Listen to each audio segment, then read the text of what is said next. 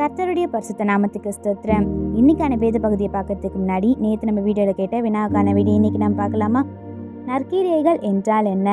இதுக்கான பதில் நல்ல செயல்கள். யூடியூப் கமெண்ட்ஸில் இதுக்கான பதிலை ஒருத்தங்க கரெக்டாக சொல்லியிருக்காங்க. உங்களுக்கு என்னோட மனமார்ந்த வாழ்த்துக்கள். சரி, இப்போ நம்ம இன்னைக்கான ஒரு சின்ன வினாவை பார்க்கலாமா? கர்த்தருக்கு பயப்படுதல் என்றால் என்ன? இதுக்கான பதிலை கமெண்ட்ஸில் சொல்லுங்கள். சரியான பதிலை நாளைக்கான வீடியோவில் சொல்கிறேன். இப்போ நம்ம இன்னைக்கான வேத பகுதியை பார்க்கலாமா? சங்கீதம் 34 அதிகாரம் 9 வசனம். கர்த்தருடைய பரிசுத்தவான்களே, அவருக்கு பயந்திருங்கள், அவருக்கு பயந்தவர்களுக்கு குறைவில்லை. Fear the Lord, you his holy people, for those who fear him lack nothing. Psalm 34:9. இதை நம்ம ஒரு சின்ன கதையாக பார்த்துடலாமா? ராகுல் கல்லூரி மாணவனாக இருந்தானா. ஒரு பெரிய நகரத்தில் வாழ்ந்து வந்தானா. வாழ்க்கை வேகமாகவும் செலவாகவும் இருந்ததா. பெரிய கனவுகள் இருந்தாலும் குடும்பத்தில் உதவி கிடைக்கலையா. ஒரு நாள் அவன் செய்த பார்ட் டைம் வேலையும் போயிடுச்சான்.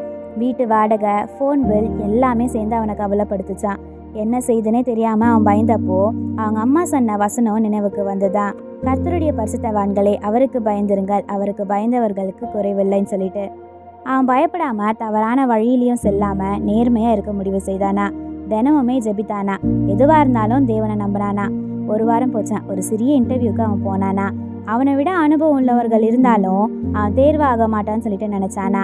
ஆனா மேனேஜர் அவனோட நேர்மையா கவனித்தாங்களா.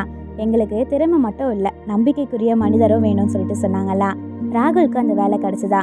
சம்பளம் பெரிதா இல்லை, ஆனா அவன் தேவைகளை பூர்த்தி செய்ய போதுமானதா இருந்ததா. அது மட்டும் இல்லாம அவனோட வாழ்க்கைக்கு ஒரு புதிய வாய்ப்பாகவும் இருந்ததா. நகரத்தோட கூட்டத்தில் நடந்து கொண்டிருந்த ராகுல் சிரித்தானா. அவன் புரிந்து கொண்டானா, கர்த்தருக்கு பயந்து நம்பிக்கை வைத்தவர்களுக்கு தேவையானது எப்பவுமே குறையப்படாதுன்னு.